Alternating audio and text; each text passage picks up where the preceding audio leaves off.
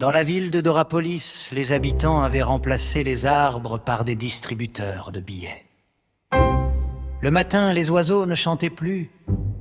Ils faisaient le bruit des caisses enregistreuses.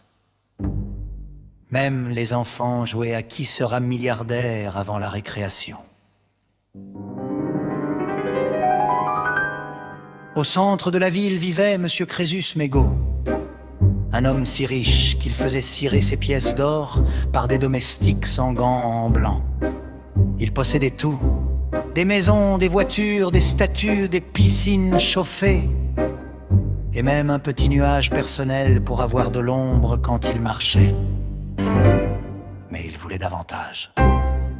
Alors, il acheta la rivière.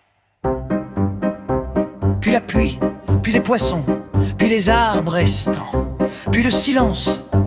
Quand les pauvres demandaient un peu d'eau, il installait des compteurs au robinet.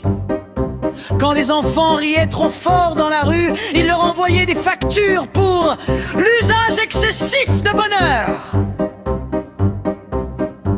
Les habitants commencèrent à marcher les yeux baissés, le dos plié comme des tirelires fatigués.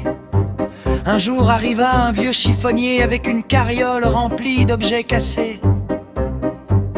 Il n'avait ni costume, ni montre en or, ni compte bancaire, seulement un accordéon rouillé et un chien borgne. Il s'installa sur la place centrale et joua une petite mélodie ridicule. Et chose étrange, les gens s'arrêtèrent.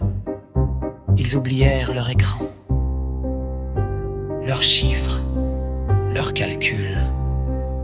Ils se mirent à rire, un rire simple, un rire gratuit. Le genre de choses que les banquiers ne savent pas emballer. Monsieur Crésus Mégot entra dans une colère noire.